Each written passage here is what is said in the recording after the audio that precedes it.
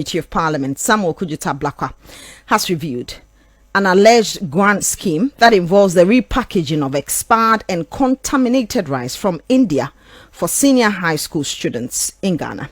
In the latest expose shared on his social media pages, Honorable Ablakwa alleges the criminal activity is under the supervision of the National Food Buffer Stock Company, its CEO, Alhaji Hanan Abdul Wahab, who doubles as the NPP parliamentary candidate for Posiga, and board chairman, Henry Nana Boache, who also is the national organizer of the New Patriotic Party. He views that on December 20, 2023, the Ashanti Regional Office of the Food and Drugs Authority and the police commenced investigations into the alleged plot following a whistleblower alert. Let's speak to Honorable Ablakwa, who joins us on the line. Good evening to you. Thank you very much for your time tonight on 505. Good evening, Valentina. Thank you for having me, and good evening to all our listeners. Can you please reposition yourself, because I think I was losing you while you were talking. Good evening. Is it okay now? I think it's a bit better, but we'll see as we progress. So this grant scheme that you have uncovered, is it still ongoing, or it's something that has happened before? Give us that brief on this development. It is clear that this Hello? Okay. Hello? I can hear you, but I don't know whether you are on the move. Yes, I am in a village campaigning. I've tried to find the best. If it's better now. I think this is far better. Okay, so yeah, I would say that this is a grand scheme which shows the extent to which people will go to make money at the expense of the health, the life of millions of innocent school students. We're talking about SHS students who go to school, who expect that the government, the institutions that are legally mandated to ensure that the food that they are provided, food that we are paying for, because these companies are not doing charity, they are not doing us any free service. They expect, their parents expect, all of us expect that our institutions will protect these innocent children in school. It turns out that this is the greatest height of betrayal, where a few unscrupulous elements, because of money, because of profiteering. Look, we have a situation where the National Food Buffer Stock Company gives out its warehouse. They are in cahoots. They know about this scheme, where they allow a company known as Lamens Africa Investment Limited to use their premises. And by the way, the buffer stock storage facility is not registered, is not licensed.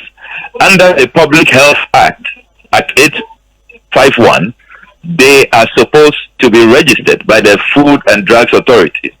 They have refused to be registered. There was no competent official from the FDA supervising their operations over there. There is nobody trained to ensure that the food that they deliver to the schools through the Free SHS Secretariat, this food is safe and wholesome for consumption. So it turns out that this grand scheme has the company Lamens conspiring with the Buffer Stock Company under the cover of darkness, when the bags of rice they import from India, and in this instance it was a brand new Moshosho rice, 33,000 bags. We are not talking about a few hundred. 33,000 bags. They had the rice transferred to this Kumasi-based storage facility of the Buffer Stock Company, and under the cover of darkness, they criminally repackaged. So they did that because they know that the food has expired. The rice expired in December 2023. Now they do not want the schools to reject it, the headmasters to reject it, and because they are so callous, they are so cruel, they decided to embark on a criminal enterprise. Very criminal, very, very murderous, because all the doctors I have shown the evidence to are totally outraged that when you look at the evidence, and I'll come to the evidence in a minute. So to avoid the heads, the students and parents who may be visiting their students not accepting this rice, they repackaged. So moved it out of the Moshosho original packaging from India, which has a clear expiry date. Under Ghanaian law, every food item package must have a clearly inscribed best before date and expiry date. Now they repackaged in different bags, different sacks, and will you believe that they managed to obtain bags which had the inscription ECOWAS? I mean, incredible. Even bringing the reputation of another institution, you know, into total. So they have the rice transferred, about 15,000 by the time authorities were tipped off. So the Ashanti Regional Police Command received the tip off, and then the FDA Ashanti Regional Directorate also received a tip off. Now they managed to move in, close down the facility, and within hours, calls started coming from above. The insiders who have spoken to me and the documents I have seen, it shows how people in authority simply don't care about the lives, the well-being of citizens. So will you believe that by the time the Ashanti Regional Command requested FDA to test the samples, because when they arrived on the scene, they had done the rebagging and they didn't know whether the rice had expired or not, whether it was wholesome or not. So they sent samples to the FDA office. Now the FDA lab is in Accra. Kumasi is not well equipped to carry out the examination. So the examination results arrived on the 6th of February. Will you believe that before the FDA completed the examination, the testing, instructions had come from above that the rice should be distributed to the schools. And as I speak to you, I have seen the signed distribution sheets.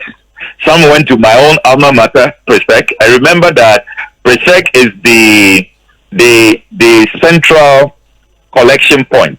So all the schools, that's for all the schools in Greater Accra region. So all senior high schools, all TVET institutions, they go pick up their supplies from PRESEC. So the Greater Accra batch went to PRESEC. The Upper East one went to Bolga Secondary. The Ashanti region one also went to another senior high school in Odumase, Konongo Odumase. Konongo Odumase. Konongo Odumase. Thank you very much. So the distribution was completed on the 2nd of February, and the FDA result arrived on the 6th of February. I mean, can you believe that? The sheer wickedness. If your child was in secondary school, will you allow this? Will you do this? Because their own children are not in these schools, they can't be bothered. They don't care. Now, what makes matters worse is that the FDA results, I mean, when I was going to the document, I was hoping that at least the FDA results will show that the rice is not that bad, it's probably wholesome. That was my prayer. Unfortunately, my prayers were not answered. The documentation I have, the FDA results, shows that the rice is expired, is contaminated, is unwholesome, and even worse, it contains insects, dangerous insects, and it has high fat acidity. And if you look at the results, the analysis that FDA has done, they said that this rice should be destroyed. It should have been disposed of. I mean, this is not rice that you want to even feed animals with. And yet, human beings have eaten this. And Valentina, you need to also bear in mind that when this rice is sent to the schools, it is not consumed the same day. Yes. It is stored as and when, and then other schools to come for theirs and all of that. Typically, it can take 3 to 7 months before a consignment will be consumed. And remember that the more this contaminated food remains on the shelves and not destroyed, the more poisonous it becomes. The more poisonous, the more dangerous it gets, and the more unwholesome it is for human consumption. And yet, this is food that our children have consumed. They have been fed with this terribly contaminated food. And you see, what is so shocking is that nobody has been held responsible. The National Food Buffer Stock Company, which refused to certify their storage facilities, which should have even they should have been protecting their children. They rather opened up their unregistered space for this criminal activity to take place. Everybody is still at post. No head is rolling. Nobody is taking responsibility. Nobody has been fired. And then the FDA guys, who should have been fair. I mean, I know that they came under a lot of political pressure, but they could at least have issued a public statement. They should have warned the general public and students in secondary school, heads of institutions, not to accept the rice and not to eat this rice. They were also so scared of the political heavyweights who were threatening them that they will be fired, and they kept quiet. The harm has been caused. Our children have been fed with this contaminated food. And if you look at the doctor's analysis of the examination results, they said that the food they have eaten, it can lead to liver cancer. It can lead to all kinds of complications. You can have, long-term side effects. So what are we doing? What are we? I mean, this company, they should have been arrested. The directors should have been arrested and prosecuted. And what due diligence did the government do? They single sourced this company as usual. They have no track record. The company was hurriedly incorporated. Clearly, the company was just set up to engage in this deal. Okay. This sweetheart deal. I mean, so look, you can make your profit. You have been single sourced. You have no track record. But at least serve our children with wholesome food. Okay. You think about the welfare of our children, and yet nobody has been arrested. The directors of these companies are working freely. Okay. Honorable, you talked about these food expiring in December 2023. We know that they were imported from India. So my question is, didn't they check it at the port before it came? Because you're saying that they took it to Kumasi food buffer stock and then they rebagged it. So is it to say that when the 33,000 bags of this unwholesome rice got into the country, it had already expired, or it expired after it had come into the country and the rebagging went on? Well, I have obtained the bill of lading. I've been studying it. It's clear on the face of it that the rice expired when it came in. It had not expired at the time it was exported to Ghana. So to be fair to the Indian exporting company, they exported rice that was well within the best before date. Okay. It was when it arrived in Ghana and it was being kept. The documentation shows that the company had difficulties even raising funds to clear them. The item. So it spent quite some time at the port at a bonded warehouse in Tema before it was then. So by the time they were they finally raised the funds and they were transporting the rice to Kumasi, they had no business doing that, because when the buffer stock company opened their storage facility, allowing Lamens, gentleman called Elidogbe and others, Simon Ejay, and those who masterminded this criminal, devious, murderous conduct. They had no business engaging in this, because that rice should just have been destroyed. Okay. They should not have transported them to Kumasi and then rebag them. They knew. I mean, and look, let me state for the record that the company has admitted. They say they have no defense. They have written to the FDA agreeing to pay a fine, and they have even paid half, 50,000 cedis. They are now refusing to pay the rest. But these are guys who, because the law says that you prosecute, you imprison or fine. Oh, you fine. So there should have been a deterrent. We should have gone for the highest punishment. They should have been prosecuted, because I mean this is a miracle that we haven't seen mass deaths in our secondary schools. And this is a company that should be blacklisted. Why have they not been blacklisted? Why are they still doing buffer stock contracts? And the directors are so untouchable. The FDA is helpless. I mean, they can't even receive their full fines. And it's unbelievable. It's just incredible. So I mean, you go through the evidence. It's so traumatizing. Who are these political heavyweights that threaten the FDA guys who conducted this assessment or examined the expired product? And who is the order from above that asked the FDA to release these contaminated, expired rice to the senior high schools for distribution? So I have the names. Insiders within the FDA and the Ashanti Regional Police Command have given me the name, except that I still want to put together more compelling evidence. It's not just enough, because I asked them, did they record those conversations? There's one name that pops up in the FDA internal report, the investigation, the 4-page investigation report, which I published. If you read it carefully, you'll see one name there, one ministerial name. But I'm being careful, because if you don't have the concrete evidence, then that becomes a distraction. People issue threats and say that they are going to sue you and all of that.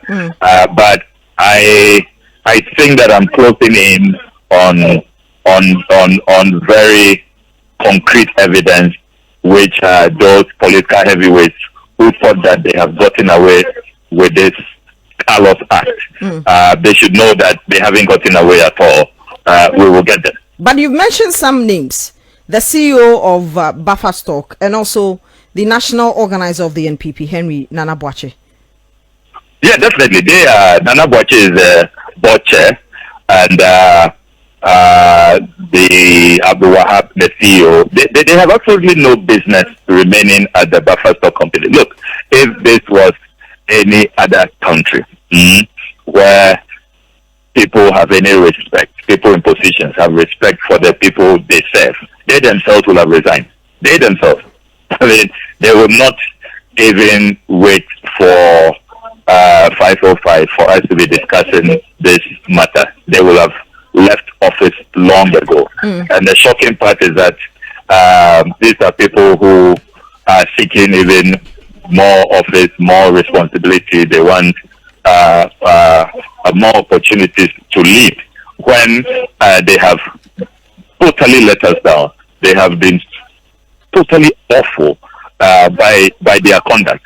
Why is it that the board of the National Food Buffer Stock, are they saying that they don't know that their storage facility have not been registered? Is that what they are saying? Why should that board then exist? That board should be dissolved.